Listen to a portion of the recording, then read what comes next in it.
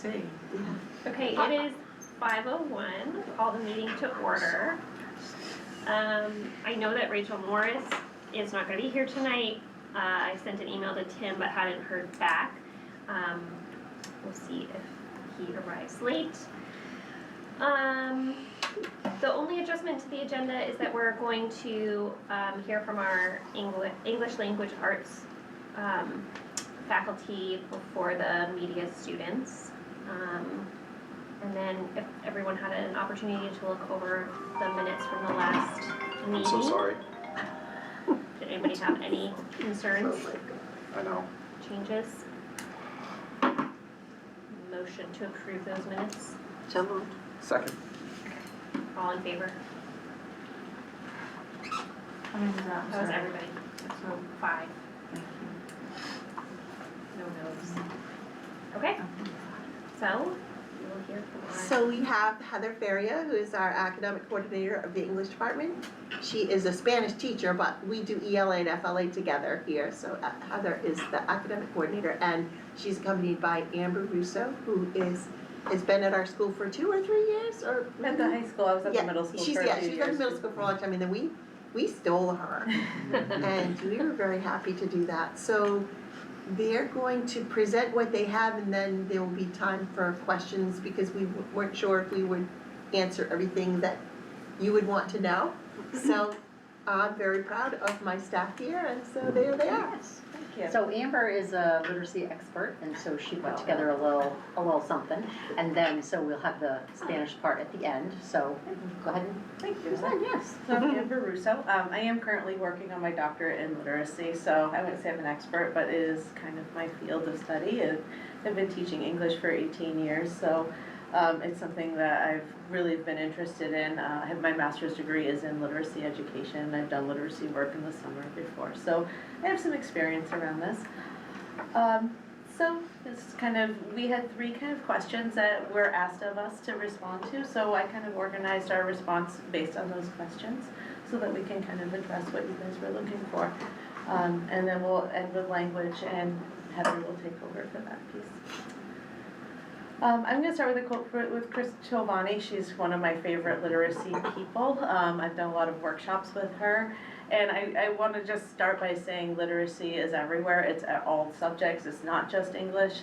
I think the English department gets the onus of talking about literacy, but really when we talk about literacy or think about it, we think about it across curriculum, because all subjects use literacy in some form, whether it's visual knowledge and visual literacy or text-based literacy. Our first question was where are we today? Like, how are we addressing what we see in the classroom today? And what I see in our English department and what I do in my classroom is really through differentiated instruction, a combination of independent work, guided vocabulary, guided reading practice, and scaffolding to support comprehension. The focus really is on comprehension right now, getting students to be able to read and understand what they read, and then write about that understanding or be able to express that understanding. And that's really where we're working towards, I would say. It's predominantly reading and writing based. We predominantly teach in a text-based environment at this time. So most of what we're doing is reading text-based documents and then asking students to write about what they understand. Students with literacy challenges struggle in these classrooms, because if you struggle with reading or writing, that's going to be a harder skill, and that's where we work with our tech level classes at slower paces and more guided instruction, and then kind of just really working with those students. We also have some issues with attendance. Attendance is really hard when you talk about literacy and building reading and writing ability, because it's sustained practice, and it's usually daily practice that builds upon itself. So when you have students that are in for a day and then out for a week, it's hard to kind of build that sustained practice. And behavioral needs sometimes are issues. We do see a need for updated assessment practices and looking at different ways to assess those struggling learners and those learners with attendance and behavior issues. And I think that's what we've been doing, is really looking how to best meet the needs of the kids that we're teaching today. What we noticed, what are the challenges we were seeing? That was one of the prompts. good comprehension with short text, but when we ask for longer sustained reading, it's harder to get high schoolers to read longer text these days. I think that's in part the nature of reading today and the way that students read. They read a lot online, and that type of reading changes how students read in general. So like kids don't go and pick up books as much as they used to. You know, they're reading on their phones. It's a shorter read with a shorter attention span. So shorter texts like short stories they do quite well with, but when you ask to read a longer novel, that can become overwhelming very quickly. Anytime, and I would say presentations are also overwhelming. When we're asking them to speak in front of groups, that's been an overwhelming piece that we've been working on. We do a lot of guided writing instruction, so writing with the student, sort of like I do, we do, you do type instruction, where they watch the teacher write and then they write with the teacher, and then eventually the idea is that they can write independently. But it's that rigor of daily writing and doing that in a repeated way. We have 1 step forward and 4 steps back, and that's where we're trying to kind of sustain some of that academic rigor. And keep them being able to build their writing ability, rather than doing a little and then not doing any, and then doing some and not doing any. So we've been really trying to get them to write more so that they have more sustained practice. Finally, our recommendations. I'm a big proponent of visual knowledge. One of the things I look at in my doctoral study is how do students read visually, because I think that's a skill that we're seeing emerge through the way they're learning these days.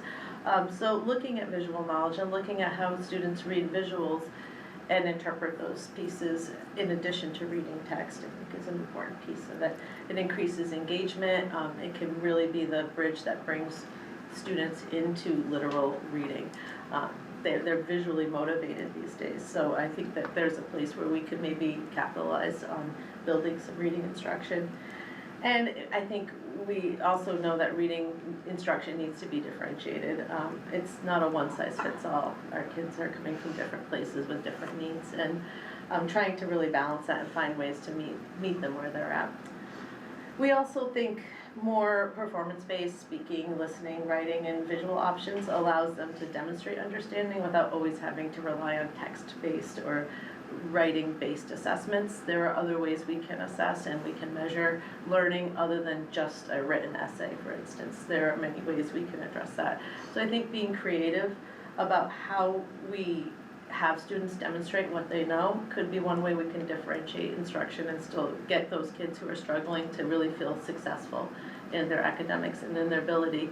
There's a lot of data that supports when students feel successful, they are more willing to go on and keep trying. And so I think the more we can build upon their successes, the more we have an opportunity to help them become better readers and writers in general. Heather? So Spanish obviously being a language, that's our focus, and being able to comprehend the language when you see it, when you hear it, to be able to then use it.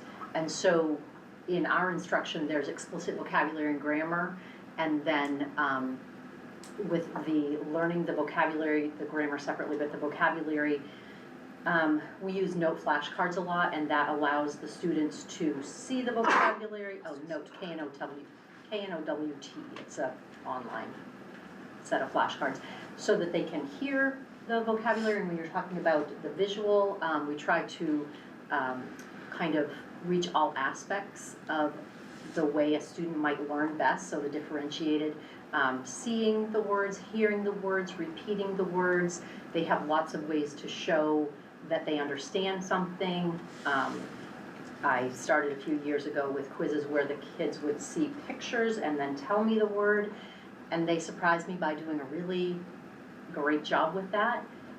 And there are some kids that can do better at that than they can with seeing the word written and then write what it is. And so they're teaching me what, you know, how they learn best. And okay, I guess we're doing this. And do you comprehend when you hear it? So we're trying to reach the students that do better with hearing the things, seeing the things.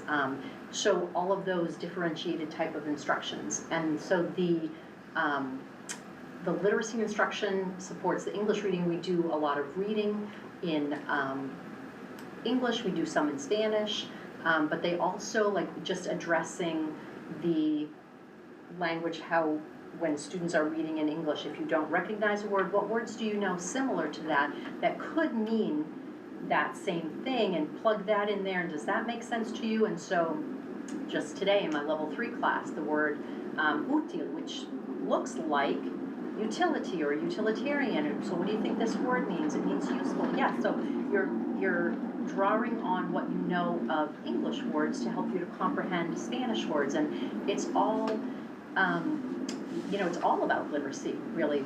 It's about reading literacy, it's about comprehension, and so we really feel like, and the kids have said before, oh, I understand that grammar point now, I understand better about direct object pronouns or indirect object pronouns and pronouns in general, and it just, the way we instruct with grammar and vocabulary, just really we draw in what they might know already about reading comprehension in English, what they've learned. So we do, say, just like when you're doing reading comprehension in English, let's do it this way, only this is Spanish. And so I feel like they, kind of support each other.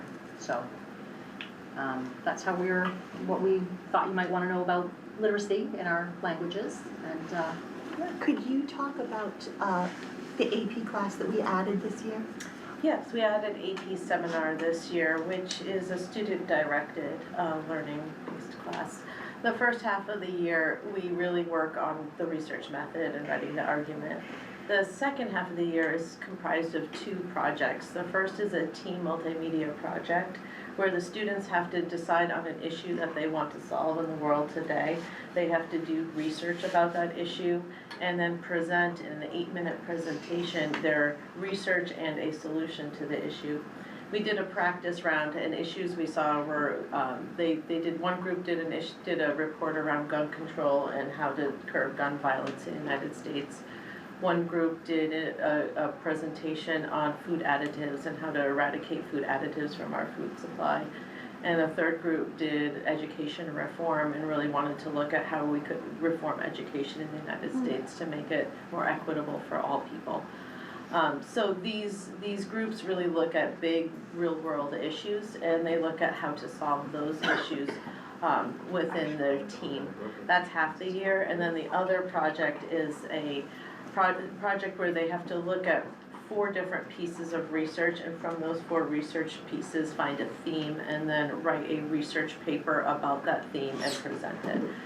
So both projects are real-world research. They both have presentation requirements at about 8 or so minutes. They have to present in front of a panel of faculty, and they have to be prepared to answer questions in defense of their research. Very similar to a thesis, like a research defense you would do in college, where you would present your research to a class. And that's essentially what it is preparing them for. It's a 10th grade, it's leveled for 10th grade, but we have it for multi-grades this year. And I love having the mixed group of kids. It's been wonderful in many ways. The younger kids are learning from the older kids, and they're learning about how to do real academic research. We had Jamie Beal come in from the library and teach how to use the academic databases and really getting them into that world of academic college research. And they like it. They want to do real world work. So I found that class has been really interesting. I can't really tell them what to do. They have to pick what they want. And listening to them work through real world issues and talk about what problems do they see in the world and what do they want to solve, it's pretty fascinating. It's pretty cool to see that, and just to see them hash it out. I don't know. I haven't had kids have those kinds of real discussions in a long time that are authentic like that. So I was smiling because Mrs. Ambrose is teaching that this year. Oh, okay. So if you want to connect with her, I Yeah. think she'd love to have Yeah. people to talk to, because it's a very tricky course to teach. The syllabus is really difficult to get right. It's tricky, yeah. I went to the Institute this summer in Vermont and did the AP training with all the other teachers, and we were all from New England, and we wrote our syllabus together this summer, Yeah, and that was a wonderful experience for me. I wish I'd had her, Because- she would have loved that. Yeah, thinking outside the box with them and really coming up with the ideas of how to structure the class. It's been very interesting. I've really enjoyed it. I'm really glad you're teaching that here, it's a fantastic Yeah. course. She said that at Gorham High School that the kids have never written a paper, a full-blown research paper, so it's so important for them to at least understand what it is, because they might choose a different career path if they don't like that type of work. So it's not just passing the class, it's a real-world experience that prepares you for a different type of college, and you may find out it's not for you, Right. And, you know, I studied my. whether you love it. Right. I started my doctoral study this year and I wrote my first research paper. It was like psychology of education. It was a tough class. And I'm working on my research paper and presenting my research to my grad class, and my students are doing the same Oh, thing that's for me. awesome. So it was a very interesting experience. What I notice about our school is that when our kids come back for Christmas or Thanksgiving, and my question is to them always, hey, I'm so happy to see you, and how well prepared were you? And our kids that go off to college from this school, without fail, every single time, I mean, I don't see all of them, but they say, I was very well prepared, I was even better prepared than some of the people that I'm in classes with. So I think that part of what we're doing, we're really, really proud of. Like, your grandson comes back from Maine Maritime, and I'm like, hey, Christian, it's so wonderful to see you. Were you prepared? Oh yeah, Mrs. Pease, this, definitely. So the part that's concerning for me is really the part that's been concerning to me since I've been here in 2005 when I came here, which is what are we doing for the kids who end up in high school and still have serious struggles with reading? And I still don't feel that we have a good handle on that. I thought that we were going to get one with the Hill for Literacy a couple years ago, and what we were working on before that all kind of went south is we were working on an assessment pathway where you would start with your NUIA, and then kids who were in the lower percentages of that would get directed over to the next assessment, which might be a dyslexia assessment or some kind of assessment where you could begin to get down to the 10 kids or the 15 kids who were really struggling and why, and have them placed in evidence-based work that was particularly suited to their need. And when all was said and done with going through that year, which was difficult on many levels, the high school really didn't get anything out of that. The money was gone, and we never finished the pathway with the various assessments. We didn't really get those, and we went through that whole year, and then, quite frankly, we were left hanging. So there's no academic intervention for reading at the high school level? No. Besides, I mean, I know you differentiate. Besides the differentiation and what people are trying to do, no, and that bothers me greatly. So what do you need to fix that? Well, I think what we would like to have, because I know we have some experts here, yourself and with Amber too, but so when we're doing the NUIA and we need to figure out that testing pathway, and then being able to look at the lowest students on that score, on the lowest scores with that, then what do we use to test them to figure out exactly what the issue is, to remediate their needs? Sounds to me like you need a full-time teacher. Well, it seems like we would need a full-time teacher, and we need the testing materials to do that kind of specific detailed work. Okay. So did Linda share with you that I did my dissertation on the teaching of reading at the high school level? No. Yeah, Okay, so can I come and meet with your department? I don't wanna, it just that makes would be more great. sense than for us to unpack this here. absolutely, but But there's- I wanted to make so sure for the team budget, knew. We have to figure out how to fix this. So 36% of kids go to high school nationally not able to read at the right grade level. And if you're at that, all the curriculum is reading to learn. So everything you're learning, you're not learning, right? And I won't be me right now, we'll just talk Yeah. later, but I wanna talk a lot more, I right? would like Before to I do get that into too. budget, because it will help for me to figure out the allocation of resources. Right. It just feels like it was hard to go through that whole You know, year. It was hard to go through that whole year, and it was hard to try to convey that it's not a judgment, but it's a fact that we get kids in grade 9 who do not have the skills, and why aren't we helping them more? We have to, Yeah, It's a moral it's very imperative. frustrating to me, so, sorry. I yeah. didn't Well, I like, in anticipation of somebody saying, any questions? I wrote down a couple questions, and those are, it sounds to me, I'm a former school teacher, I taught primary grades. It sounds to me like a lot of kids are basically still at an elementary level when they get to high school. Some are, some Some. aren't. No, I would So say. I wouldn't say, yeah. I would Because say some of the a things that you were handful. describing just sounded to me like my classroom. Yeah, I think K1 too, you know? depending on the class, my tech level classes would be the struggling learners. Yeah. And they do struggle. It's not that they can't read or aren't able. They just read at a very slow, at a very elementary level, more Yes. like your 4th or 5th graders. Yes, I would say, but you know, my AP Lang class, they're right where they Yeah. should be. Yeah. but So, you know, there's quite a range, I would say. so we need to come up with interventions earlier. Both, I mean, Right. at earlier grade levels. Yep. And, As somebody who was at the middle school, I would love to see it at the middle school, if that, at the Yeah, time I well, was there, I'd they love to didn't, see they it, didn't have yeah. reading intervention, and I could see, you know, coming to the high school where that need was, as you saw kids come through. yeah, and it goes to elementary too. Right, yeah, I would imagine right through. So it's a big deal.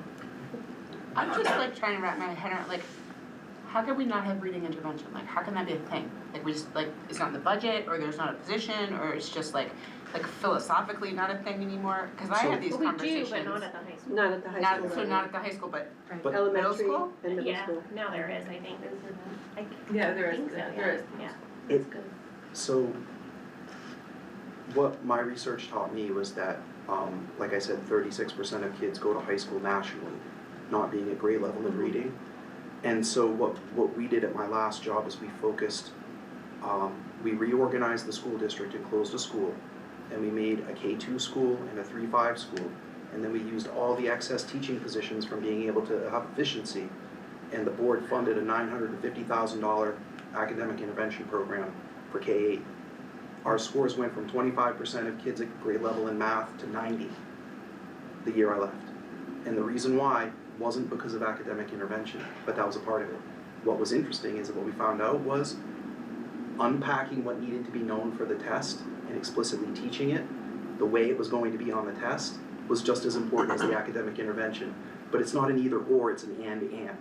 So when you can't solve words, like you said, looking at, some kids can look at a picture and figure out the word, because other kids need phonics. And that's what's happened at the governmental level, is that we have started to have this split where it's an either or instead of an and. Yes. I always say to people, cut the pen, I don't want to talk about the pendulum swinging, I want to cut the cord. Good. I'm done with the pendulum because it's not either or. It's some kids learn better with phonics and some kids learn better by word solving. Figure out the kid and use the right strategy. And so if we take teaching and learning as a holistic approach of and give teachers tons of professional development. I think I sent you my paper, like that what they need, what the teachers said that they needed during my research study was the following: time to talk and share, meaningful professional development that they're asking for to meet the needs of their students, and support from administration to get it done. Not being told what to do. Huge difference. So we just purchased a $700,000 reading program that tells everyone what to do. We're not asking teachers what they need. And so we have to, this all happened before I got here, but this is why I don't love canned programs. But it doesn't mean that a canned program can't move you forward. It can, but it has a limitation. Right? It has a scope and a sequence, events, and teaching tools. It's great for a first-year teacher who needs that scaffolding, right? But it doesn't get to the level of work that you're talking about. The other piece is that the intervention allows people to take students one or two or three at a time and focus on their specific needs for enough time to make a difference. So if you figure that if you're a year and a half to 2 years behind in reading at 3rd grade, if you make 1.5 years of growth, it takes 3 years to catch up for every year that you're behind. Well, making 1.5 years of growth can only happen 3 ways. You either have more focused time during ELA that's focused on your individual needs, you have more reading and writing time during the day in addition to your reading class, or you stay after school or do it in the summer. Well, I'm not really interested in making 3rd graders go to school longer, right? I mean, if we're doing it right, we can get them there. We had students when I was a principal make 2.25 years of growth, but it took an intervention program, a focused curriculum, and a very clear emphasis on the data and what we did with the data to change instruction, which is a really fancy way of saying teachers need time to meet and talk and share about what to teach and how to teach it. They need help from each other. This can't be an isolated event. So this is a very complex topic, but really it should drive. And in my mind, if there's one thing that you all learned from me being here, is that this has to be addressed. It's a moral imperative for America, because if we don't fix this issue, they won't be able to function in a world where learning independently is not just optional to be management, it's required to survive. As things become more automated and jobs that used to be, quote, menial, go away, like cleaning floors or driving taxi cabs, these kids have to be able to learn independently to be effective in the world that they face. And so I can't wait to hang out with you and talk about this with your team, because I think that we really have to have some budget conversations. And I would agree with Naomi that the more that you can hit it pre-K2, when kids are learning to read, not reading to learn, the less behind they are when they get to high school. But the problem is that they're here right now. Correct. So that's why when you were saying that, I agree completely. Yeah. It's and. You Yeah. need to load up the front end in K3, Yeah. and then you need to support them after 3rd grade as much as is needed based on the kids. And you're going to have intervention at the high school level for at least 10 years, because the model won't work until the current, if we implemented a perfect program in 2nd grade with I don't even like to say program, a perfect approach, where students were learning at their just right level with the things that they need to know and be able to do at K2, it would take 10 years for them to graduate. Yeah. So you're gonna have kids coming up for 10 years, so it's very expensive, and it can be a complete waste of money if the scheduling isn't done properly to remediate the problem. So that when you make your master schedule, you have to focus on making sure that students get the help that they need first. And it becomes more complicated at high school when you have credits that need to be earned, and then you're telling a student who's struggling to read, say, well, one of your electives needs to be this reading intervention period, and that, no, I don't want to do that. So it becomes very tricky, which is what we found in the numerous ways we've tried to add in these different interventions that we've tried over the last 20 years. We have done a number of them that have worked for a little bit, but the biggest thing is you have a 9th grader and you're saying you have to take that class in addition to your English class, and the have to is what gets missing, because if nobody's willing to step up and say, yeah, you have to do that, your scores show that you have to do that. Yep. Which we haven't had, then they opt out and say, no, I don't want to do that, I'm just going to take regular English so that I can do this and do other things. So it's tricky. Well, we did have what I consider to have been a very effective K2 level reading intervention program that got ditched when this new thing came about, which, don't get me started. I just find this all, like, it's fascinating. Sorry, this is like just my mental verbal diarrhea right now, but I was so engaged as a student, and like I went to Gorham High School and wrote a 20-page iSearch research paper. I can like vividly recall the moment. Pecking away at the computer. But just how education has shifted, and I think the general population doesn't understand that like that scores, like maybe it's because these kids, like there was no intervention program in middle school, so like we've just shoved them along, and I'm just like, I always find these meetings really fascinating. Well, I think that the biggest thing to understand is that, like, when I work with Dr. Green, what we've talked about for 20 years is the relationship between second grade reading scores in the school to prison pipeline. So there are states that build their prisons based on reading scores in second grade, and they're right. So this isn't just about when I say a moral imperative, I mean there are literally people's lives in the balance of what can happen if you can't read effectively. And I think that part of it, what Naomi was alluding to, is that there's been a rich study in time of Columbia University studying that students reading things of interest is important. And instead of acknowledging that that's important and using phonics to solve words is a better way to do it than to look at the picture and guess for some kids, why did this become a political battle? It's not a political battle. It's simple. It's both. It's not an either or, but our country has turned it into a split where like the people on one side have said, oh, we want phonics. Well, phonics has been around forever. This isn't new. Okay. It's just saying it's not either or. And even I had an argument with Lucy one time, a pretty good one, where I'm like, hey, why aren't we doing some phonics? And she's like, I know, I'm working on it. And then a couple years later, it all blew up in her face. And it was, really tragic. So I think it's important for us as practitioners to not throw the baby out with the bathwater with regard to just right reading, book choice, book clubs. It's an acknowledgement that the way that the brain learns how to read and how we get habits in our brains, we need to support the healthy brain development that the latest research, the science of reading, has taught us. But it doesn't mean that we chuck everything else that we know is real. I'd much rather write you a paper about snowboarding than welding, but if my buddy Mark wants to write about welding, I'm in. Right? And that's what he does. My buddy loves to weld, and I think it's wicked cool. But I don't need to, I want to write what I'm interested in, and that's what's going to get my engagement. Yeah. So I can't wait to talk more. I'd love to. Thank you, guys. Is there anything else that you want to ask them?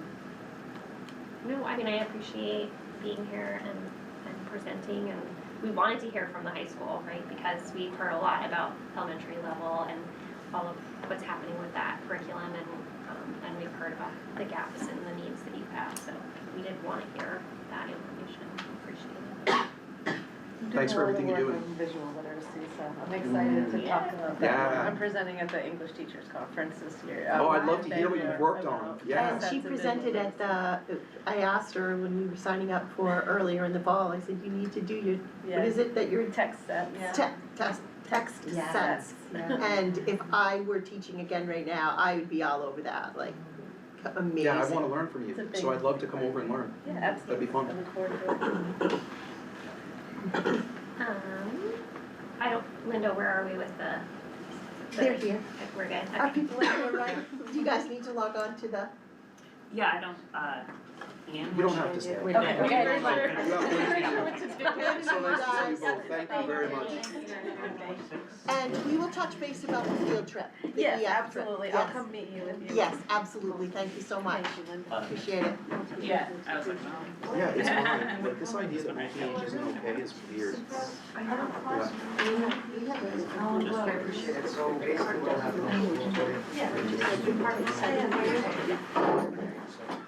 What?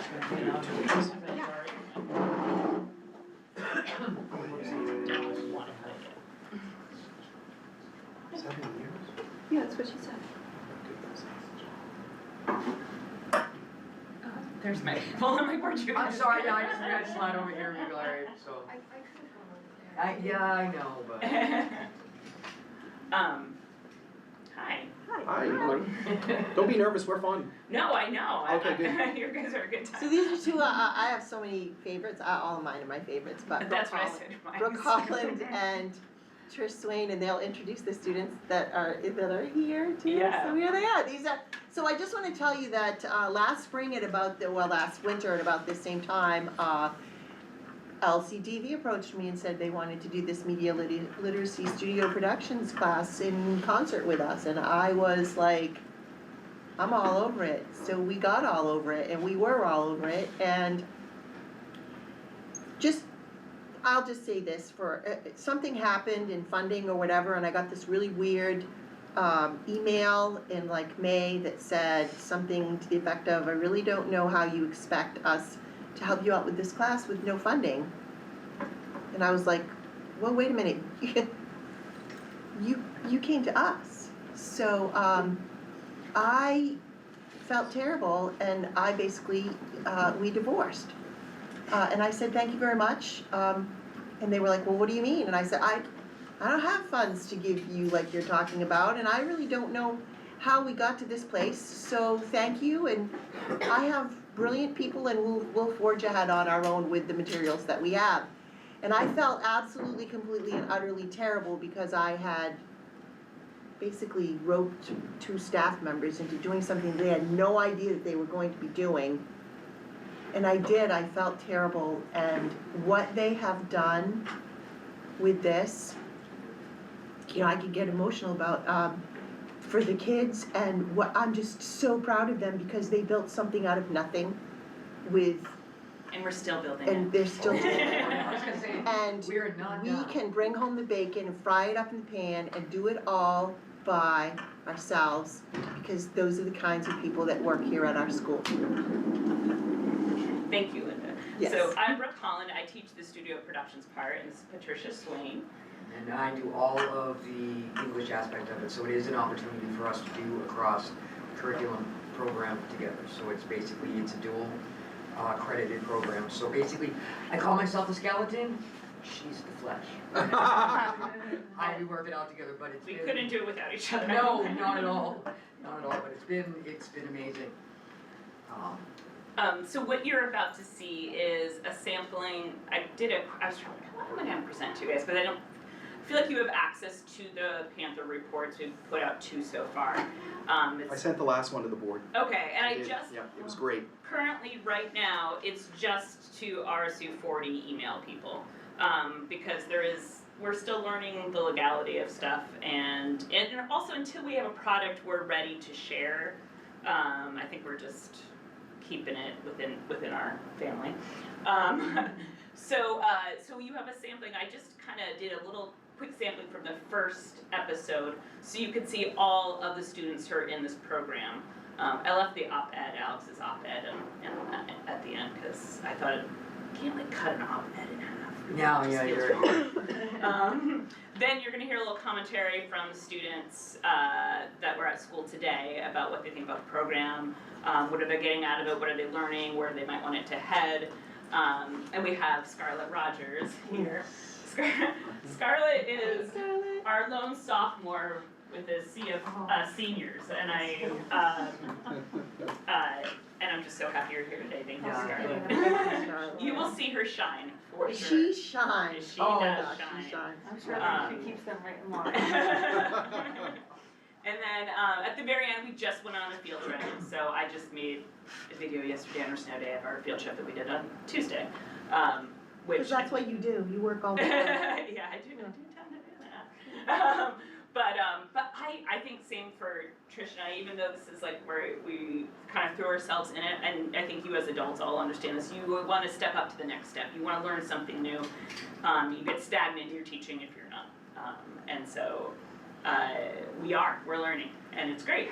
A little painful at times, but hey, that's how do you grow? So I will go ahead and play this. And as we're getting better and we're getting better equipment and knowing how to use the equipment, the audio will get better. So we have some stuff, I think, that just arrived today on more mics, which you can see in some parts it kind of needs it. So here we go, and if you need me to turn it up, let me know.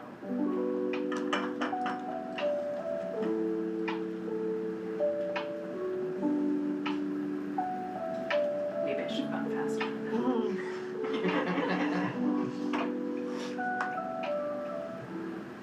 Good morning, I'm Alden. And I'm Jason. This is the Panther Report with the weekly news. We got a lot to cover today, such as local news and national news, local sports and national sports. And at the very end, we're going to be taking a look at an opinion piece. Let's go to Ryan with the local news. A lot of things you wouldn't expect are happening around the NVHS community, like Bottle Rockets at Medomak Valley High School. On October 16th, Mr. Westcott's Blue 3 class Intro to Engineering premiered their first major project of the year in between the gym and the track. Bottle Rockets were fired off.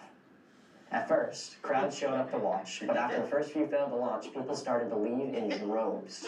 Long story short, they missed the magic. I love this. Mr. Westcott's, the last to be fired off, finally worked with no crowd to watch. We have that video here.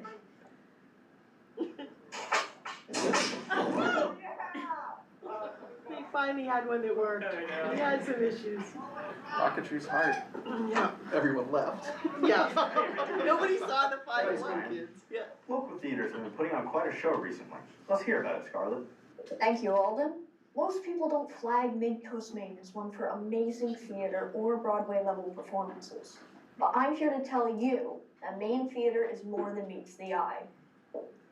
Just in time for the spooky season, I had the opportunity to see the Vampire Circus live at the Waterville Opera House.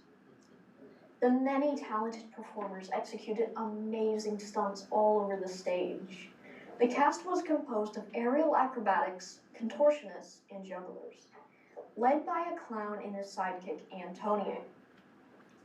Despite the smaller space, the group made great use of the platform. The lights, music, and performances were amazing and truly a sight to see. Let's hear more from Lynn. Landon Morrison with local news. With fall sports wrapping up, we would like to acknowledge the great seasons and accomplishments from all teams. Good luck to Ava Collmore of the cross-country team and the varsity football team as they look to extend their seasons. Fall. Now, an interview with Colby Daigle. I'm Landon Morrison, here with Colby Daigle of the cross-country team. How are you doing today? I'm doing good, Landon. Thank you for having me. How do you feel that the cross-country course of Coney High School affected your time at the meet? Well, you see, Coney is a really hilly course compared to other courses this season. For example, at Belfast, their course is a very flat course, and it's very good for getting big PRs. For example, I ran a 17:10 there, but compared to Coney, I ran a 17:54 because of the extreme hills that the course has. Now to Micah with national sports. We're on national sports. In the MLB, the Los Angeles Dodgers just beat the Toronto Blue Jays in a very exciting World Series. Will Smith hit the game-winning home run in extra innings, and Yoshinobu Yamamoto won World Series MVP with his astonishing performance throughout the whole series. In the NBA, young superstars Tyrese Maxey and B.J. Edgecombe for the Philadelphia 76ers have made history with the most amount of points by any backcourt through the first 3 games. The Oklahoma City Thunder are the only remaining undefeated team with a 7-0 record. Thank you, Micah. And now reeling it in more locally, we have Mason with the weather. Thank you, Jason. Contrasting temperatures of Waldeboro next week bring rain and clouds for the weekend, with highs around 50 degrees and lows around 28 degrees. Yes, it hurts to hear, but snow days are near. Moving south, Hurricane Melissa is a catastrophic Category 5 storm making landfall in Jamaica before moving towards Cuba and Bahamas. The name Melissa has been used for several past Atlantic storms, but the 2025 hurricane is a historically intense event for the region. Wave heights of 14 feet and rain up to 40 inches when Jamaica is hit, as well as heights of 9 to 11 feet when contact with Cuba. More with National Lines with Francis. Thanks, Mason. Hurricane Melissa came strong with winds of 185 miles per hour and a death toll of 32. Forecasts have said that the hurricane is finally over. Jamaica is seeking aid to help with this disaster. Hopefully they will recover soon. Steps ensue.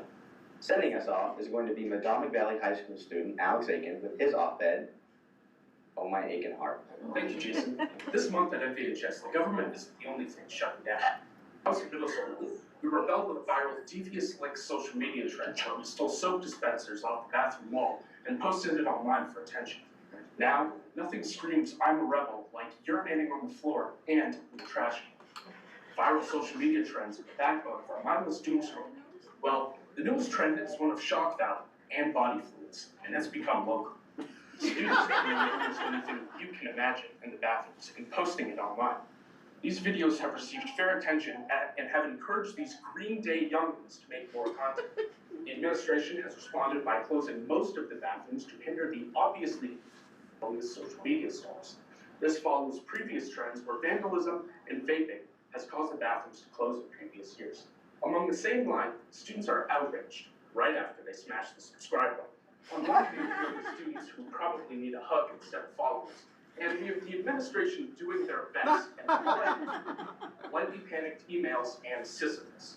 Seriously, I think it's a difficult situation. The student body keeps almost literally pooping in their own pool and complaining when it goes sideways. The administrators keep rolling that boulder uphill and nothing is changing. But at the end of the day, social media is a tool. At MVHS, the bathrooms aren't the problem. We are. It hurts to say, but snow days are on the way. That's my favorite quote.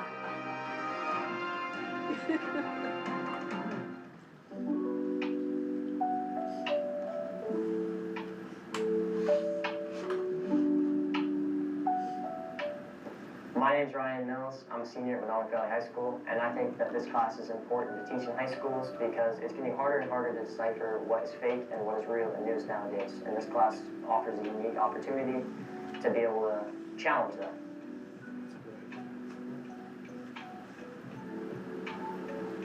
Hi, I'm Francis Banfield, a senior at Medomak Valley High School. Some of the things that I've learned while taking this class are being able to handle constructive criticism, not having stage fright, and good vibes. My name is Mason Wynn, and I'm a senior at Medomak Valley High School.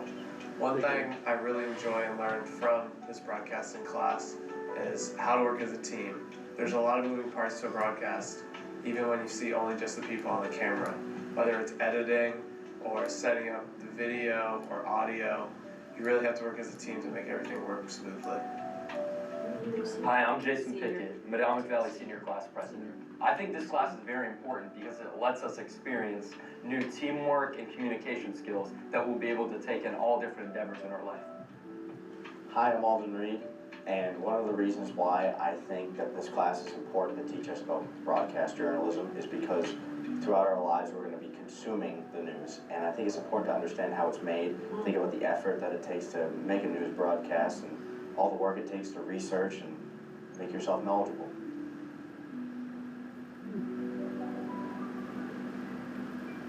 No, they don't need that for that. Oh, I guess I didn't edit that part.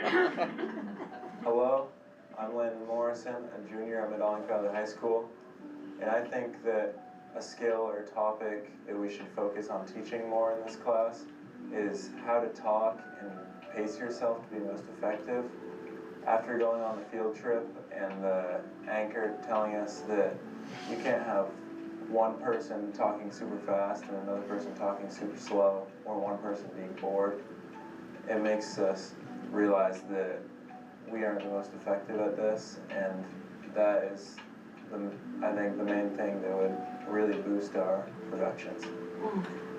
I'm Micah Fagan, and one thing I think we should add to the production is a teleprompter, because I think it would be much easier to set than a computer, and I also think it would make us focus more on the camera and the audience. Hi, I'm Scarlett Rogers, and I love this class. I believe that this class helps students overcome their fears of sitting in front of an audience and just talking. It's difficult for someone to just sit in front of a camera and talk about a certain topic.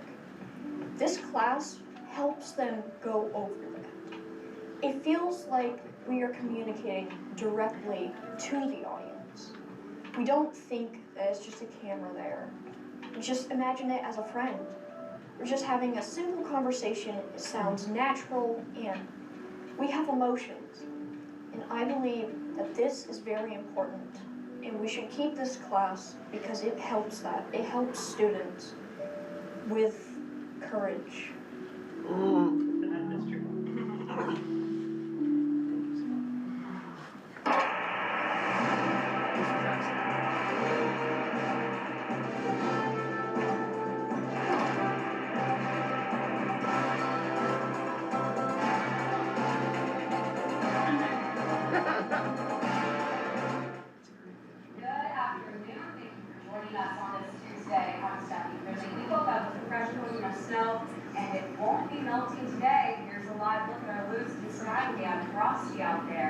Let's start the show with the first winter forecast with meteorologist Hannah Sheehy, who is live outside on the Eldridge Lumber weather deck for us. And Hannah, I feel like it's ever so slightly warmer out there. Am I right? So it's kind of crazy, so then Candace is walking back right now. Weird, I don't know. Oh, there's the teleprompter he wants. I think I'm responsible for starting. There's one person who edited the video and together, like that. One person who picked the shot, like that's like that box there. Yeah. So thrown one We side, want all one this. on one end. She's this next one, and then he's the one who's like punching through and like going from one shot to the next. So it's a split up process. Yep.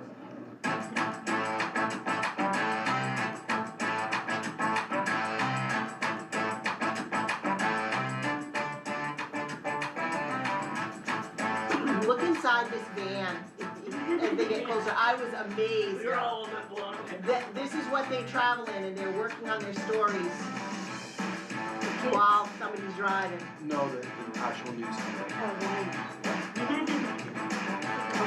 And we'll be driving around, that's what they're in. Yeah.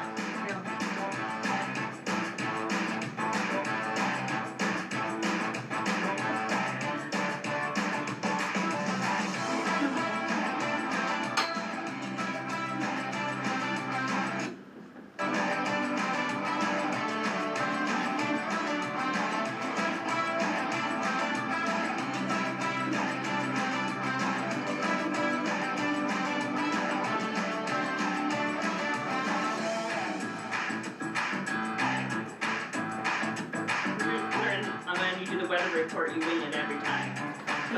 There's no teleprompter, she's just.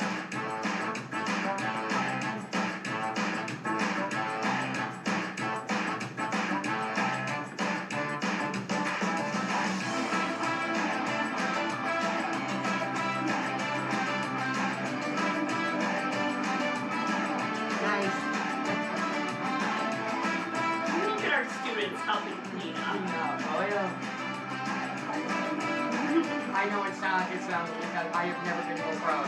Yeah, Never, the students here, fabulous. Glad to hear Really, that. oh, yeah. Yeah. They clearly love it. Yeah. So Trish talked to me today, I think I've got some grant money to get a $300 or $400 teleprompter so they can get that experience.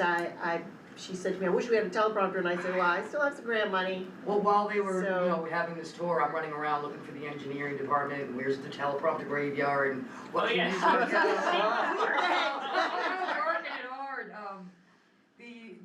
One of the things I think is gonna be important with the teleprompter is that it's actually gonna elevate the technology so that they're gonna have a larger screen. It's gonna help with that courage building, it's gonna help with that, the presentation that they do. Also, everything, all the scripts, they do them all. There's a dry run that's done in the literary side of it, and when it's all put in, it can be uploaded into the one, and then running through like that. We also looking at different ways to have, the way our room is set up for this is our green board is in a corner. So we may have, with the multiple camera, with the help of the teleprompter, be able to have, say, one person here, and then one person there, and having that multiple angle, which will help with that. Ultimately, what Brooke and I were looking to do is a live broadcast for the last one at the end of the year, where everything's live right then and there. That's what we're working towards, and we're also trying to go to coordinating together to do like little mini, just like mini clips, once a week. And Yeah, then we'll have the and then I feel like those ones we can put out, like, Yeah. it will have, like, it will just be your bread and butter, and we can decide what other stuff we can put out, but it will be like your weather, what's for food, what's the week's lunch, Yeah. what's sports, or, just those quick updates that I think we could, that's not gonna take as much time. Sandy O'Farrell. But as the class is progressing, the work is progressing and it's getting harder, it's getting more involved, and they're learning all of the aspects and the steps that are needed. We have a storyboard, which is basically just a whiteboard that's dedicated directly to this class, where we actually use magnetics to run and say, okay, this is which story, what do you want to do, and it's all split around, and the majority of all of the creativity and everything is the students. So basically, I just, it's kind of like producer, director, and we're just kind of doing like this. The op-eds are one way that I can justify the honors designation for the class, and everyone has to write one. And after every time they are on air, they have to do a 1.5 to 2 page, basically reflection. that talks about not only their performance, but the performance of the show as a whole. Anything they want to talk about, anything they decide they want to do that's differently, and then they have to have their ideas for the next one. So there's a lot, the teamwork, discussion, the round table, we are all a team. We all work together. And we change it up. So not everybody's the anchor every time. Not everyone's, and they change up what they do. But they're responsible for finding the material, putting it together, finding the story they want to do. So they're looking at like what's new all the world. They're looking at news stories that are coming up. They're looking at newspapers. In the process of that, in the interim, I make them do analysis. There's a whole section in this class on the ethics of reporting. How to be impartial, unbiased, to avoid sensationalism. It's odd because when you teach English, you're teaching how to write essays, how to write academically, in formal language, and this is the total opposite. So in some ways, where I've had these children in my class before, I'm like, yeah, everything that I told you, yeah. But in all honesty, because they have to remember, they have to think of the perception of the other people that they're talking to in their audience, and I think that all of those things, and that real world communication is exactly what it's all about. Out there, that's what they're gonna need. So it works, and being able to make them listen into another person is gonna help them become better communicators, better decision makers, and hopefully, more engaged in their, their civic duties within their communities, and hopefully be a part of something bigger. And I have a couple of the kids who have actually mentioned here and then about looking into this as an actual career. So that was really interesting too. Give me just a mention of it. But it does, it's the blend, and I know that it actually ties a little bit in with the literacy thing. We're giving the kids an opportunity to do real world applications, showing them how communication works and how important it is, and how vital it is. And I think that's, it's gratifying, and they're fun. It's a lot. Scarlett, the first time you even opened your mouth on that camera and I heard your on-air voice, I was like, holy cow, amazing. You have a beautiful presentation. And I know you were nervous. Yeah. Yeah. But you did get through it, and you're learning courage, and that's wonderful. And then I went to St. George the other night, one of the kids in the class helps coach my granddaughter's basketball game. I'm sitting in the bleachers, and he comes running across the floor, not even at a good time, and says, if you're in charge of the people that even got that field trip remotely in somebody's head, thank you so much. And they grabbed their phone and started showing me the pictures, so excited. Very rewarding. So I got them into it, and they've just done a fantastic job. I'm so proud. We're here for it. I think we're both excited that we're doing it and finding it meshes well with our personalities. Yeah, which I think that's the hardest part for me anyways, is, doing the cross curriculum and making sure that everything's fair and you got all your dots and all your crosses are in place and everything is where it's supposed to be, and it actually has worked out to be extremely easy. And the kids don't really let us drop the ball very much, not even a little bit. And we really try to make sure they don't drop the ball.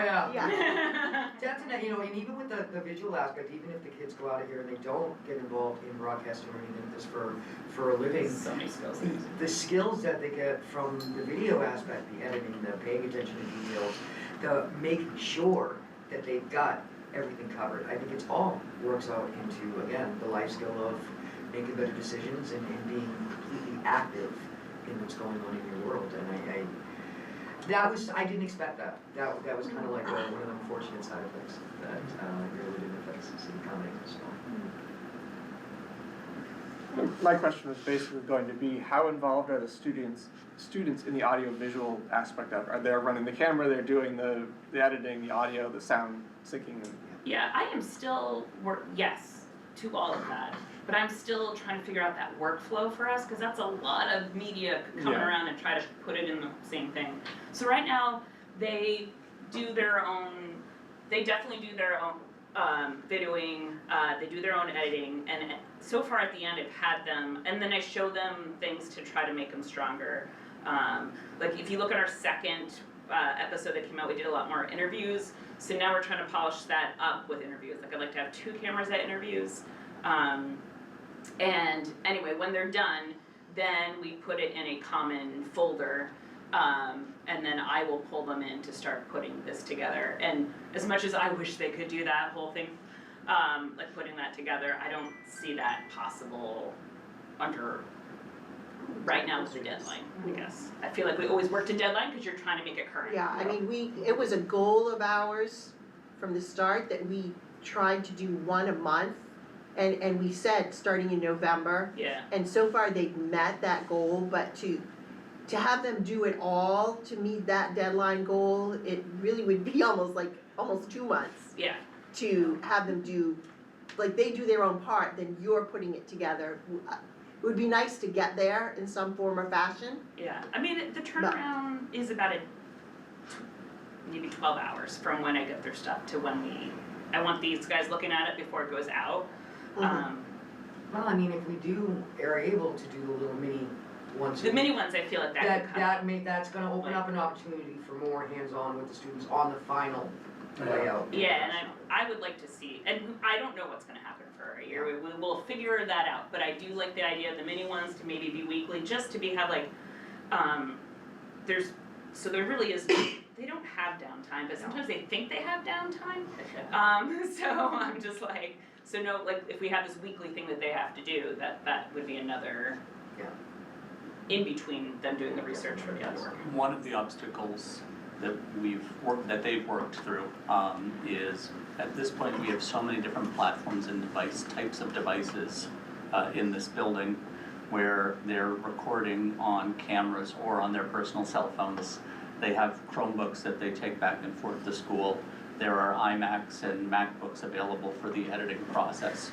So moving all of that dense data from one device to another device to another device, up to the cloud, down to the machine, back and forth. It's remarkably cumbersome, almost to the point where you'd be faster using VHS, VCR, deck to deck and editing it that way. So an investment in infrastructure, but also looking at the landscape of technology and do all of our devices talk to each other nicely, would speed up the process. Long-term goal, but Brooke has looked for grant money to start streamlining the number of different platforms that they're going to be using on the broadcast. And Ian's been a great resource for me in technology, especially because he taught this before, so and went to school for it. So I like to reference him as much as I can. But yeah, trying to. Thank you so much, you guys, on so many levels. And Scarlett, thank you for being here. Yes, I'm so glad you came. Yes, thank you so much. It's hard to hear yourself speak on TV, Scarlett. Trust me, I know. When I watch the school board videos, I'm like, oh, it's so hard.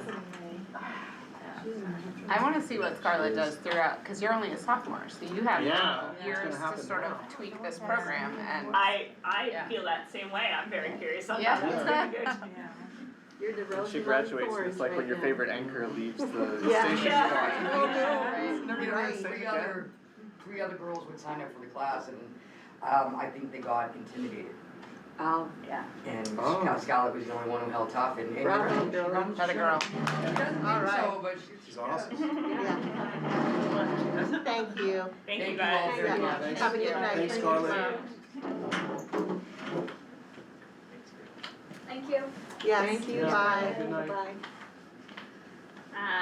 Last but not least, we have Ian with our technology Yeah, presentation. it seems like a little bit of a bummer that we're going from such great student work to like technology stuff. But I think that project really and the class really illustrates when it's authentic, purposeful, interdisciplinary, student-driven. The screen, the technology is a vehicle of creation and motivation.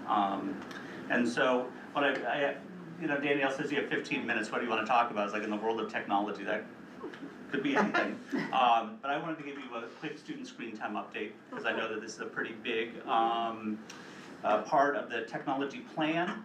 The goal by June of 2026 is to determine age-appropriate screen time recommendations PK-12. The WHO has done this, the American Council of Pediatrics has done this. In education, it's a little bit different because most of the generally accepted screen time recommendations are about passive, consumptive, and recreational screen time. So, as we're going through this process, phase one is what is our current baseline in terms of screen time, and I've decided to focus on like K5, K6, because once you get into the middle school, first of all, the students themselves are able to bring the devices home. It's hard to track in-class screen time versus outside of class screen time, even if it's on their school devices. I think we're looking to purposefully leverage screen time in reduced ways at the elementary level. So it's a good place to start. And then we'll look at not necessarily the amount of time, but the quality of the time at the middle and the high school levels. Where are we in terms of equity or common experience across all of the elementary schools? And are we using common platforms with the recommended fidelity? So Aristotle K-12 is our web filter student management platform. Lots of great data. If we think about 1,667 student devices, working 7 to 8 hours a day, there's a lot of data to crunch. And this platform gives us a lot of actionable data, but it's a lot. It's a slog to get through, and we're working with them. They're actually a really good thought partner because they're a relatively small company that is looking to refine their services to be actionable in public schools. And so I speak with them about an hour a week to see, how can we improve the information that we're getting. So we identify, this is the last month, like Google Docs across 560 students has been used for 1,996 hours. So then you can drill that down to a per student average. Is it every student equally? No, but you can get a kind of a sense of where people are. And we get to find out if students are on ChatGPT, how much they're on those platforms or game sites. And we use this data to refine our filters, but also to get a better understanding of what students are doing on a regular basis. The next sets of data are September 2nd through December 22nd. Oh, wow, so like 4 months. Like the first half of school up to the break. This is our total screen time by grade level. For those of you who don't know box and whisker plots, the orange line is the median of the data set. The box represents 25% above and below the median. The whiskers are almost everything else, the little stems, and then the circles are outliers. So if we look at first grade, and I don't have kindergarten data because they use iPad and Aristotle doesn't track iPad, but I assume kindergarten is going to be comparable to first grade. Especially because it's just the teachers don't use them that much. So in first grade, the median screen time per day is 15.4 minutes. It does go up to 35-ish. That might be due to interventions, that might be due to students doing extra during free time of their programs. It goes down to about 3.5 minutes a day is the low end of the totem pole. Second grade, 20 minutes with a relatively similar spread, 23 and third. Fourth grade is 25. And then you get to 8th grade, 50.6 is the median, but as you can see, there are some students who are spending a lot of time, mainly at home and mostly on YouTube. And one of the things that we're looking at grade 7, 8 is how much are they using the educationally approved apps, the homework apps, while they're outside of school to see if take home is even necessary anymore. There's very little activity outside of school on the major platforms that we ask students to use, primarily Alex, which is a math application. It's assigned for homework. I don't know if assigning extra screen time after school is necessarily a good practice. You're talking about for elementary? For middle school. So 7 and 8, that student with 175 minutes of screen time, not all of it is Alex. So the only devices that go home are 7th and 8th grade. And is it worth the opportunity to spend copious minutes on recreational and video sites? There would be no way, I mean, not to interrupt you, Yeah. there would be no way for my 7th, now 8th grader to have done homework without her laptop though, because it's all in Google Classroom. Yeah. But the question is, what are the numbers bearing out? And by assigning homework, how many students are actually doing it versus not? And can we make the school day more meaningful if we eliminate the homework? I mean, it's just a conversation that we're trying to find data to support. Grade 1, this is by building. So you can see in first grade, there's a wildly different amount of screen time from one building to the next. Can I ask which is which? I would rather keep that relatively anonymous because some schools only have one teacher. And so it's like, yeah. That's why I'm a little curious. I got a first grader. Yeah. Oh. And I can make a guess.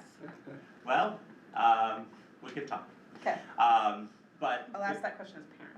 But as you, depending on how often they have students use the online math platform and the online Lexia, you know, they're not watching YouTube, it's probably not recreational. Right, yeah, right.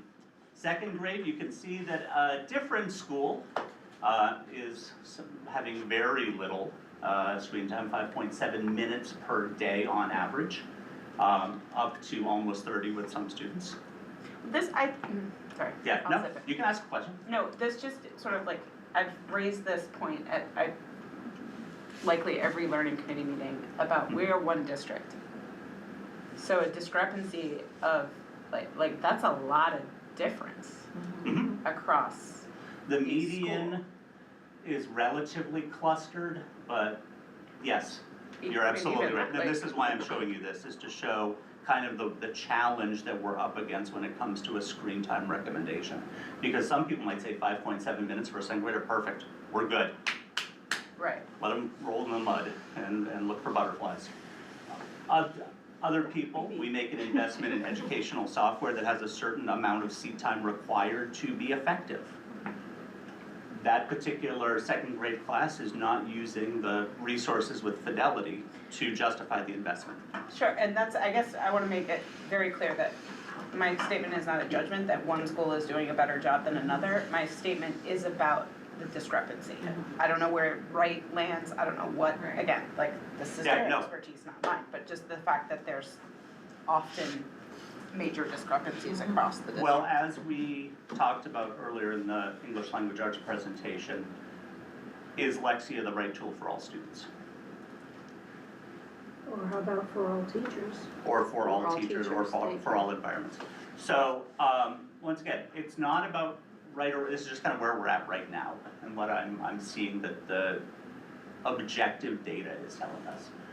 Grade 3, it's getting a little more clustered, but all of a sudden that next school that probably has one teacher is now taking their third graders at 5.4 minutes a day. We are all over, fourth graders, even more discrepancy. Fifth graders, I don't know if any of you have had a fifth grader, 4.5 minutes a day Yeah, what are they on even doing average. for 4 minutes? Don't know. In grade 6. And you can definitely see the students on the right, maybe want to take devices home, they have more intensive interventions because they're averaging an hour a day. Well, we also have 6th graders at the middle school, At the and middle they're school. much more reliant on Yeah. technology. So, in terms of a landscape of shared experience and curriculum, from a technology standpoint, we're all over the map. This is days active. So that was hours per day, but that's not hours per day every day. This is the number of days active that some of these students are on their device. So some, I think that there were 78 That was my school question, yeah, days. how many days were there? About 78.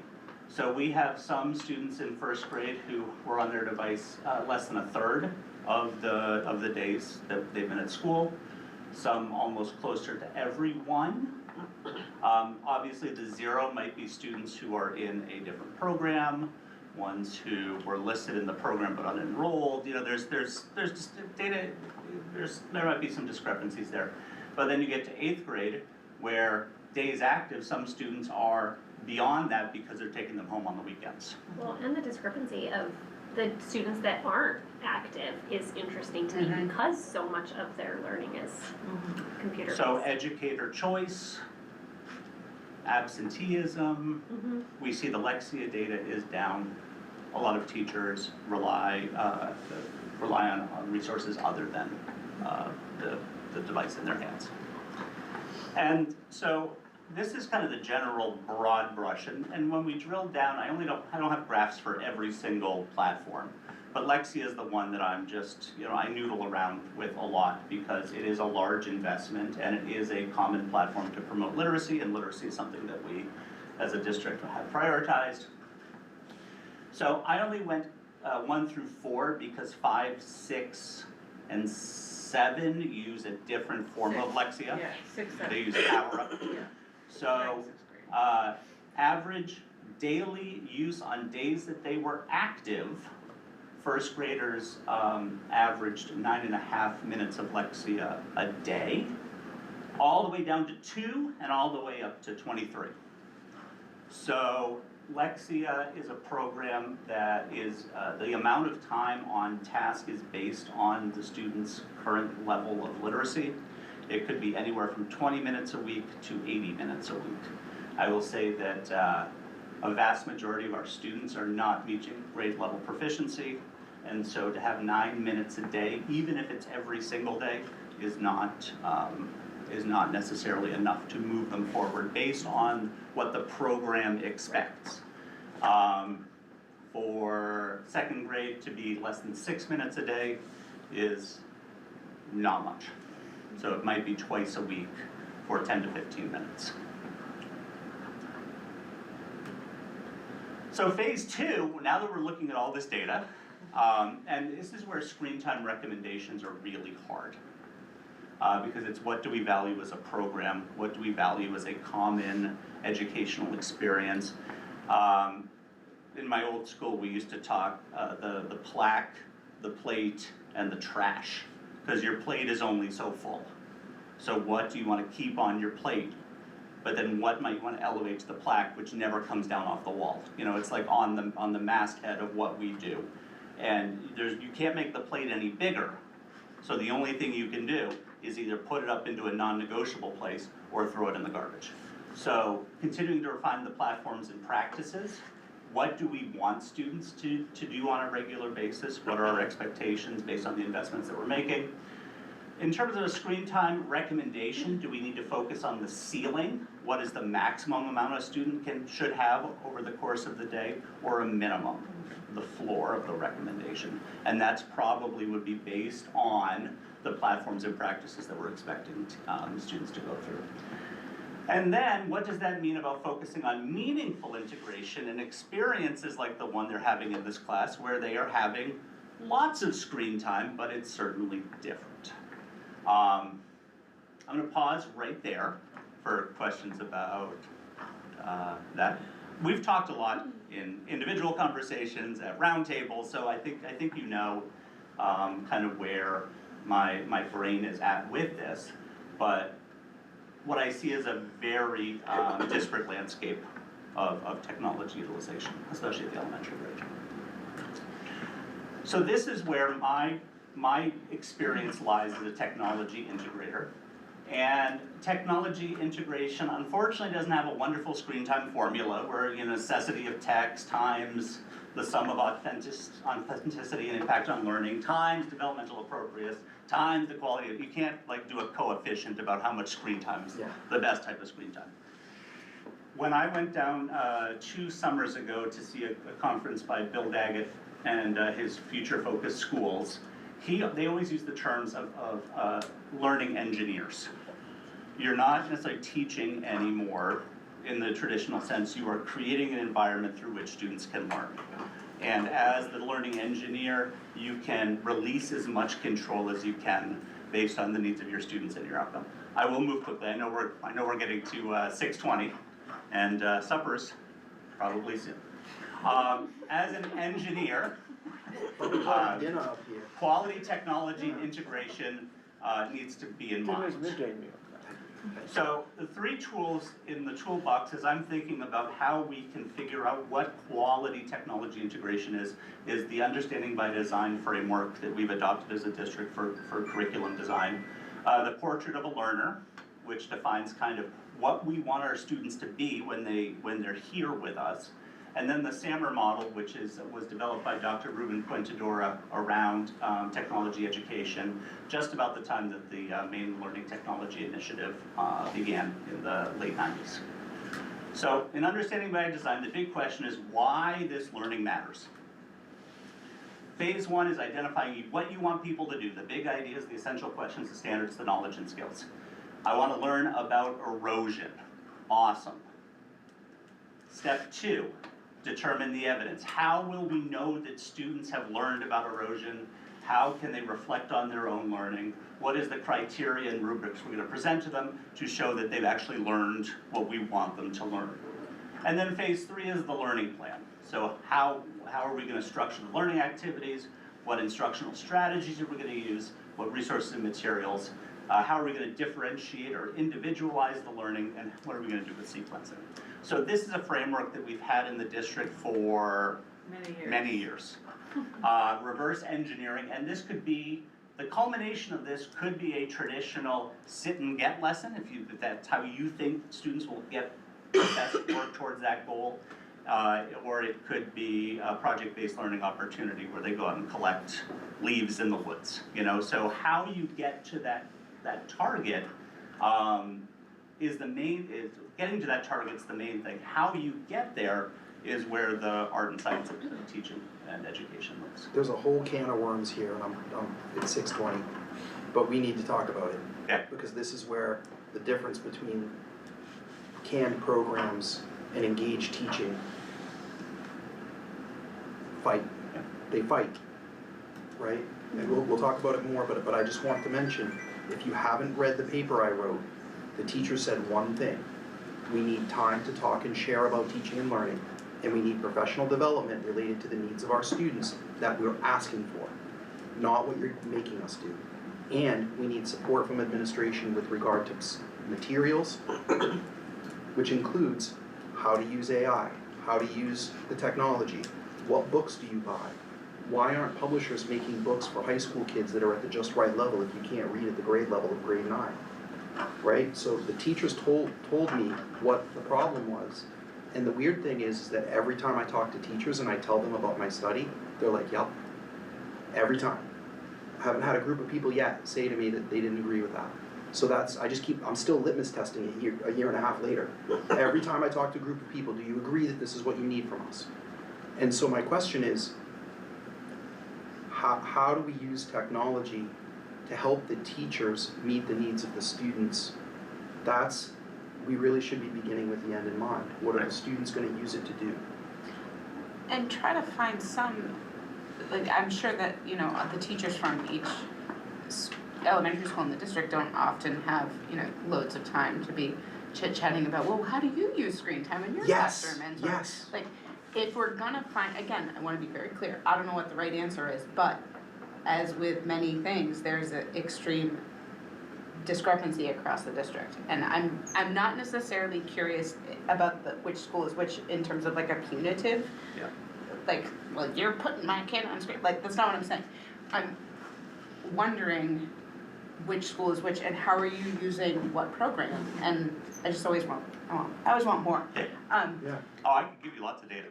And I just don't want to data shame individuals in case they feel I want to, say it again, that's not what I'm looking to do either, but I'm just so curious about how it's used and what's the outcome? You know, both my kids love Lexia. They are extremely motivated by it. They love to bring home their certificates. They tell me about the different theme of that unit. So, you know, as a parent, I'm getting positive feedback. I don't know if it's helping them read any better, but you know, they enjoy it as a tool. So I'm just really curious about how do we, and again, not telling everybody they have to teach the same way, but how do we bring back that creativity in a meaningful way, I guess, I don't know. Well, and how do we know what's working and what's not working Right. without looking at the data? Right. Well, different things work for different teachers. Or different kids. And for different kids.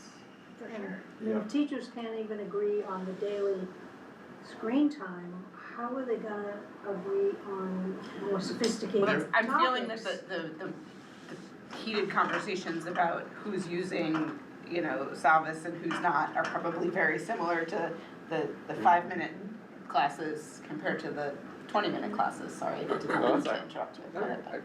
So really, that I guess is my question for you, Ian. Is it's awesome that you can pull out all this data, and you can get to a much more granular level than you're sharing here.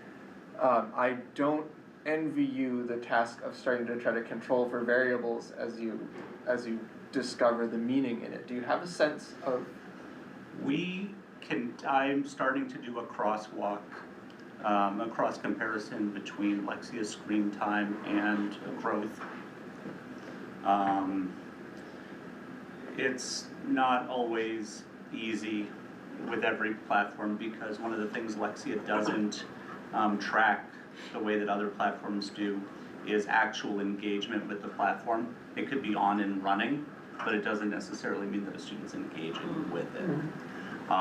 You know, so there's no perfect piece to it. We're also looking at things like proficiency in ALEX versus NUIA scores. Is there comparable growth in those platforms? So we have a company that's helping us build data walls called Analytic View, and we're trying to bring in program data and compare them with assessment data. But sometimes a school at first grade is, as we know, 10 kids. And in other schools, first grade is 60 students. And so we're also looking at a range where that group might look really disparate, but it's 10 students. So it's not a spread of a lot. So there's a lot of variables in data science and you know, so the big question, the big thing for me is, as we come to the idea of a screen time recommendation, this is where we're starting at. And there are some teachers who feel that their students are not well behaved enough to use the device. It's a classroom management piece. Some feel that the students are not trained proficiently to use the devices. There are some teachers who are more traditional, front of the room, whole group instruction. There's some that are more comfortable with center-based learning. So, you know, it's not just, I don't want to use this, I don't believe in it. There's so many mitigating factors as far as why some teachers might elect to use devices and others don't. If I could just really quickly continue kind of where my brain is at and where we're going, and Tom, your segue is really nice with this, because the second tool, of course, is our portrait of a learner. And that's kind of, who do we want this learner to become? Do we want them to become more self-directed? Do we want them to become more creative? Do we want them to become better communicators? Do we want them to be problem solvers? Do we want them to be responsible? So our portrait of the learner in terms of technology utilization, as we're thinking about screen time, are we also building in screen time that may be developing these skills as well? And how do we make them more self-directed learners if we don't create experiences by which they can learn to be self-directed? Or how to use digital citizenship and communicate online and give each other feedback and things like that. So the technology utilization may be beneficial to developing the skills that we want students to have through our portrait of a learner. And then the third is the SAMR model, and this is really nerdy stuff. But SAMR is an acronym that stands for Substitution, Augmentation, Modification, and Redefinition. And the question is, how does this technology function within the workflow? On a substitution level, the technology is simply a substitute for an offline activity. Scanning a worksheet into a device, it's the same worksheet, doesn't do much for you. Just It's changes still a the format. worksheet. Okay, that makes sense. No change in the function or the learning outcome. Yeah. We don't necessarily think that we want a lot of students to be at the substitution level, but a newspaper article from the New York Times online versus a newspaper article that's printed in front of them, that substitution's okay. There's not necessarily judgment to this, but it is like, doesn't move the needle all that much. Augmentation, technology acts as a direct substitute, but that's limited functional or learning improvement. Spell check. That certainly helps. And, or using a highlighter to mark up a digital highlighter. It helps, but it's still kind of a low-level utilization. Modifications, technology allows for significant task redesign and potential for increased learning and functionality. This is where you might get to sharing a Google Doc with a friend so that they can give you feedback and critique, or sharing it with a teacher so that they can give you feedback and critique. It might be using photography to document your work and upload it so you can look at it later. So modification, we're getting to the upper end of moving the needle in terms of learning and functionality. And then redefinition. It allows for creation of learning experiences or authentic tasks otherwise impossible without the technology. We could not create a newsroom without the technology.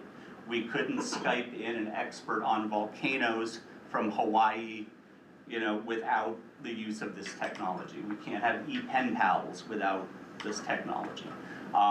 We can't assume authentic roles as computer scientists, data analysts, financial analysts without this.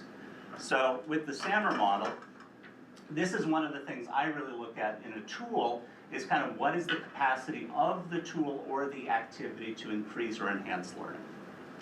And it's really the three of them together that creates a meaningful use of technology. And so how do you put a minute on that? I really don't know. I'm not that smart. But when we put it all together, why does this learning matter? How do we want our students, who do we want our students to become, and how can technology assist in the product or process of this experience? So in phase one, technology is not required on a student-facing side for us to decide what we want kids to learn. It could be used by teachers to use AI to generate learning targets, research standards and things like that. But students don't need to use technology in this particular phase. What do we want them to learn?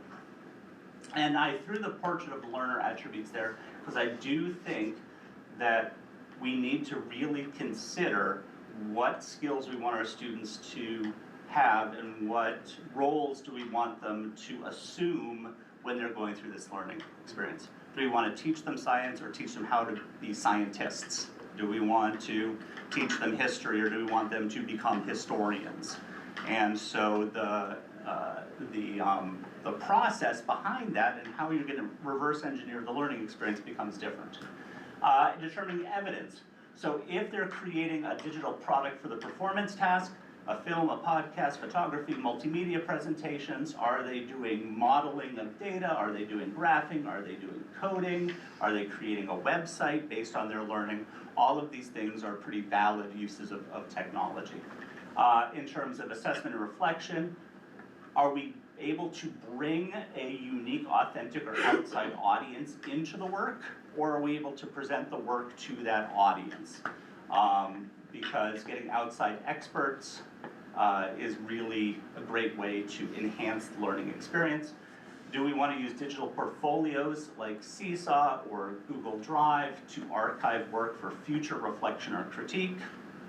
To have students document their own growth, or for us to see the growth over time? Capturing evidence of growth, documenting progress, and achieving success. So all of these are opportunities to embed quality screen time in our products. You could choose to do none of this with technology. It doesn't matter because you're choosing the right tool for the task that you want students to do. Then in terms of the learning plan, are the learning activities online, offline, or both? Are they whole group? Are they blended where you use a variety of live teaching and pre-recorded video to have students kind of go at their own pace? Do you use a flipped classroom model where you provide students with digital materials prior to class so they become familiar with the material you're going to be working on in class, so that the class itself is nothing but practice, it's not new learning?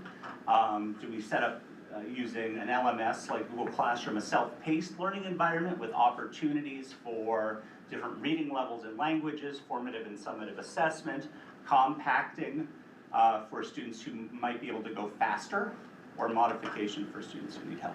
These are all technology integration techniques that work within that understanding by design framework. I've looked at this a lot, and this is kind of our so what, now what, kind of statement. And I do feel that this also has a huge piece in terms of the work that I'm thinking about in terms of technology integration, because inspiring students means that they're beyond 6 inches from their own nose. And how do we get kids 6 inches past their nose? Is we open up a world to them, we allow them to assume roles and careers and jobs in a safe and scaffolded way in the classroom. The success skills needed for the 21st century, collaboration, digital citizenship, communication skills, all of those are enforced, enhanced, and instructed through the use of technology. So we can become more rigorous with our curriculum if not all students are working on the same thing at the same time. We can provide those differentiation opportunities. Using a variety of approaches and activities to help students learn. Some students might be more independent than others. Others might need the teacher support. With digital support, students can do both. Provide students with extra help when they need it, take responsibility that they'll learn, being self-directed learners, and then work with community organizations, including bringing outside experts in to enrich student learning. So when I read that, I read it through the lens of what we could do if we decide to really solidify the understanding by design framework with a lean towards more authentic learning experiences. So moving forward in this work, moving into phase 2, my role is to evaluate current platforms, looking at efficacy versus time on task, to the capability of the current technologies that we have to meaningfully impact learning, its ability to promote authentic and engaging learning, focus on UBD, Portrait of a Learner, and the SAMR model as frameworks for working with teachers, and then collaborate with Tom and Danielle, as well as our technology learning coach, Heather Webster, around coaching and professional development. So unfortunately, it's just not a matter of screen time recommendation, unfortunately. I think I'm coming to you hat in hand for our June deadline, that I think that we really need to look at, is what we're doing enough, and then how do we structure learning so that it's not about the minutes, it's about the quality of the experience. So if I can't meet that goal, I apologize. But it's a tricky situation.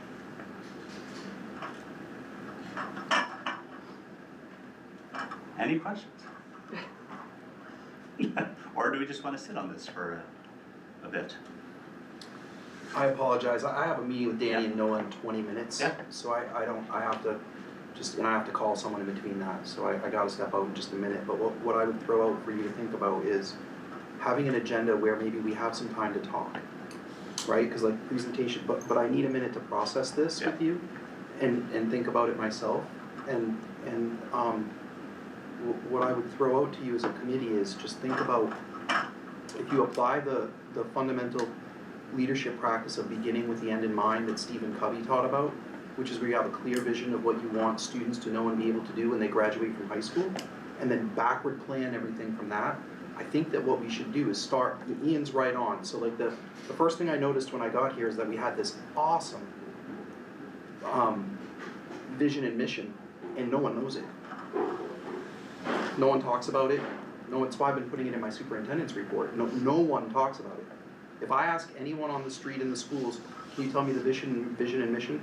Oh, It is on the board directly behind you. I glad to will hear that. say. Yes, Yeah. Yeah, we talk about it here, Yeah, sorry. great, Linda, thank you. So I've not had anyone tell me that they can really articulate it and how it works in their classroom. Yep. Right, and what does it mean for instruction? I think that in order to do this right, with all the different facets of the things that we're dealing with, by the way, I think it's hilarious that it's right behind me when I said that, so I'm just trying to make my point and get out of here. Yeah, my point is that we're not using it to inform instruction daily, right? It exists, but we're not using it every time we make a decision. And I think that's the first place to start. Ian nailed it. And then going backward, what role does technology play to do that? So I recently processed a tremendous amount of data for the high school and middle school about the MIYHS survey. And I'd never done this before, but I loaded it all into Notebook LM. It did all the analysis, and then I made the charts, and then I put it into another AI model to condense it. Like, I'm just starting to wrap my brain around what AI can do to move me on the continuum of the, what did you call it, Ian? The SAMR? Yeah, the SAMR. I for the first time in a long time, I got to the bottom, right? The higher level. Because what we used to be the higher level is now every day, right? Like, remember when we all got iCal? Like, no one had iCalendar. I was like an early adopter. It was great. It would ding and tell me where to be, but now that's just normal, right? So I don't know, for these kids, AI is going to be what's normal, right? Like, my son has never lived in a world where he didn't have a touchscreen or access to it in some manner, right? It's just the way the world has become, and it doesn't mean that they should be on it all the time, but I just think that we have to envision with teachers, not just us. We have to work with teachers. That's how I feel about being asked to make a screen time recommendation, like, feels like, nope. I I'm don't gonna feel abstain. comfortable doing it, Because Rachel, like, yeah. I don't feel like that's necessarily, And without having any context. Right, with I no don't- context I of- don't of- feel like right. that's a lot of time on screens, actually, when you Right. think about how much time I spend on a screen, right, working I was all actually day on a surprised it screen. wasn't higher, quite Yes. honestly, yeah. I was too. Yeah. And I I feel mean, like 5 we need like minutes a, a day? like a whole meeting to talk about nothing else, really, honestly. Like, Yeah, I this is just an need to know where we're important going, thing. right? Like, Yeah. we need to, but I also think that we need to talk to teachers, Sure. right? Because they're the most important people in the organization. They're on the front line. We'll talk to the teachers and also sort of like see the outcomes, like I wanna know, like, are the classrooms that have 5 minutes having higher or lower results than the classrooms with 20, and how does that all? Yeah, and what is the 20? And Mr. Matt, unfortunately, our level of standardized assessment is also relatively low. So if you set the 7, 8, 9 first grade teachers in a room and says, how are your kids doing? I think the first thing they would have to do is spend a lot of time explaining what they do, not how, the students are responding to it. So a certain level of standardization with the opportunity to compare apples to apples is important. And then branching out to, well, this wasn't working, so then I tried. So if they all start from the same point of the thing that doesn't work, then they can collaborate around the things that they find might work. Like, it doesn't feel like we're the first step in hearing from teachers about screen time, right? Because they're not on the same page about how they're using screen time, right or wrong. But, for them to come together and compare notes and see what's working and what's not working and which learners they see benefit and which learners they don't. Before anybody comes and talks to us about it, for them to all be on the same page. But there's also the aspect of, there's still the same kind of human beings as they have been for all time, and there are But they're certain not. developmental levels and developmental stages that still exist, but get ignored by, like it's pre-K to 2, they just need to be hands-on. They don't need to be, it's just, there's so many developmental things that I think get overlooked. Yeah. Absolutely get overlooked, and they're not gonna change. They are not, those things are real, Yep. And they have to be taken into account. Yep. Can we, Leah, I'm looking to you because I learn a little bit about Maine every time I do something. There's some things I'd like to share, but they need to be done in private. Can we go into a non-public for a couple of minutes, or do you have to notice it? We can, Or executive session? there's no executive There's session. no in executive session. Oh, they don't do meeting. that? Yeah. Okay, all right. We're going on a tour after this. Yeah, I gotta go, I gotta talk to Kathleen for a minute and then Dana. So, we'll catch up. But what I would say to you is this. None of this is going to work if we can't get everyone to function as a team. The school district has to be a school community. Rachel nailed it, right? Like, you can't have one place all over the place in one way and the other, and Naomi's right, that like, if you think about the 4 core things, whatever your portrait of a graduate becomes someday, there's 4 things people have to be able to do to be successful in a world where technology is going to rule menial labor. The first one is being able to learn independently. The second one is being able to work in a part of a group. The third one is being able to use creativity, because creativity is going to solve complex problems. And the fourth one is being a problem solver. And it used to be that we only taught those things through reading, writing, math, right? But there's a whole different way to do that now, and I don't know all the answers about how to use everything that we have available up to us to get there. But if we don't agree on that part of where we're going, it's impossible to backward plan it. There should be equity across the district. I mean, we shouldn't have kids that are at a disadvantage because, you know, they happen to live in town A compared to town B, and yet they're all siphoning into the same middle school. They all need to have the same advantages and opportunities. Absolutely. Yeah.